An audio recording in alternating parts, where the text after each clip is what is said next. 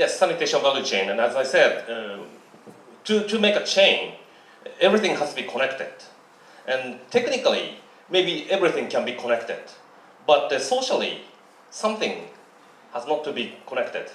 There must be some disconnection between two items.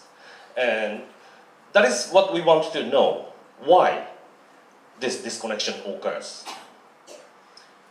So, for instance, when we talk about this cleanness or uncleanness, these concepts are quite different in many respects. For instance, it depends on countries, religions, or social strata, or income levels, and things like that.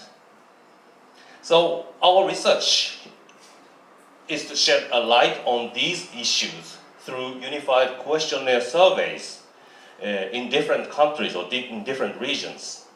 So Indonesia is one of those countries. And of course, we want to carry out some questionnaire survey in Japan as well. And in the future, we want to make something in Africa as well.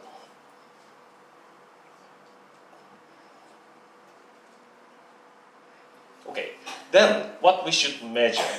Norms or preferences? Norms, as Nakao-san explained, it's a kind of question such that should it be or shouldn't it be or something like that. And this is quite implicit and sometimes it can be explicit. But in general, it is quite hard, if not impossible, to ask or express.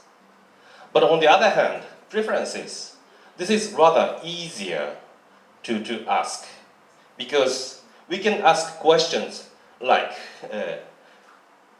in your opinion, is item A is preferred to B or something like that. We can ask in that way, so it is easier. And also, these preferences are not determined in the absolute sense, but in the relative sense. And also, it is, as I said, it's easier to inquire directly. But then, now we are now moving to how part. Today, the title of my talk is what and how. So, in what part, the answer is we should measure preferences rather than norms. And now we are moving to how part. Then we want to have a reliable data to determine these things. So we have to collect reliable data. So then now moving to this how part. This button.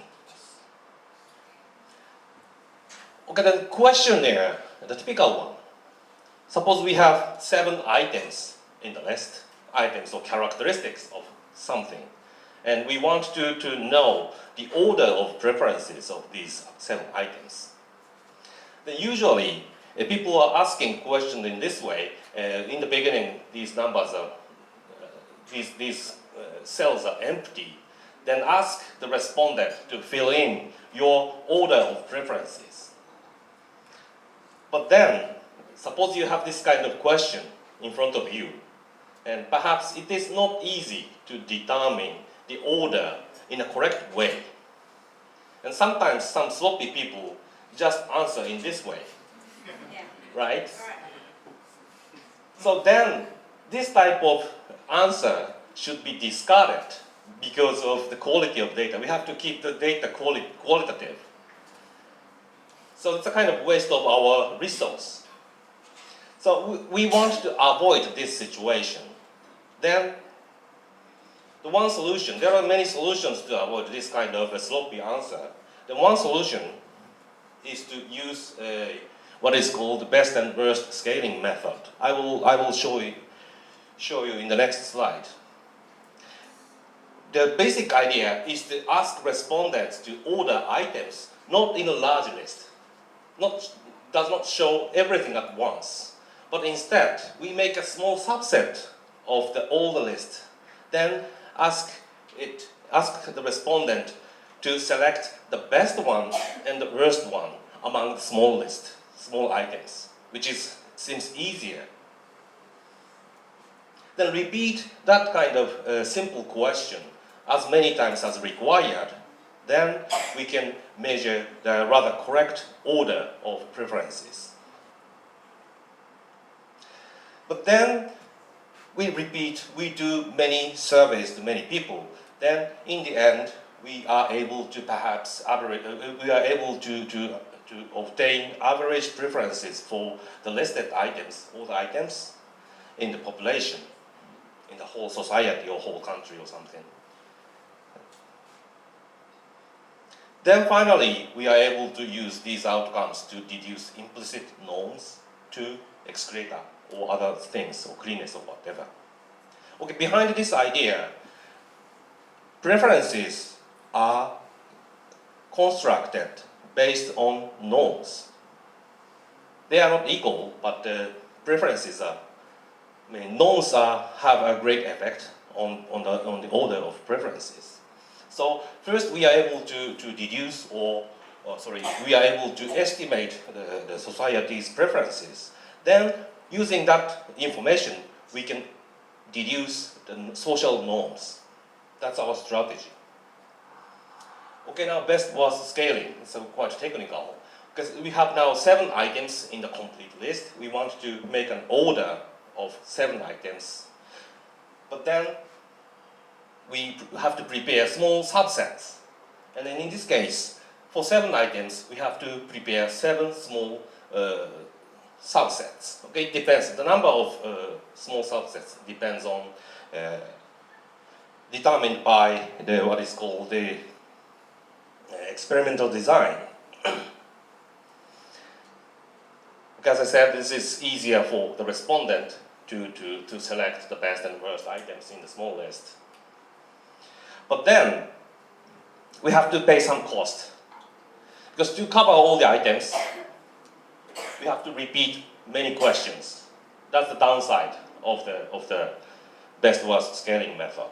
Okay, we are able to collect rather more reliable data than using the simple all at once type of question. But we need more time to complete these things. Okay, then this is my last slide. I'm now speaking quite quickly, but the question in our research is that what items or what characteristics to be included in the list. And we have been discussing these kind of things with Nakao-san and other PhD students in the university.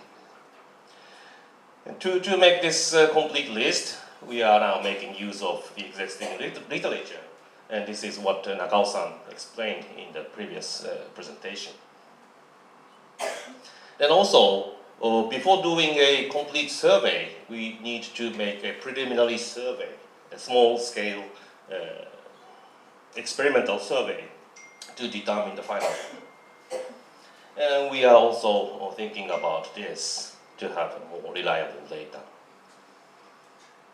Then to do that, we have to determine the possible numbers of interviewees, the sample size, and how we should conduct that kind of preliminary survey, either by interview or mail survey, and so on.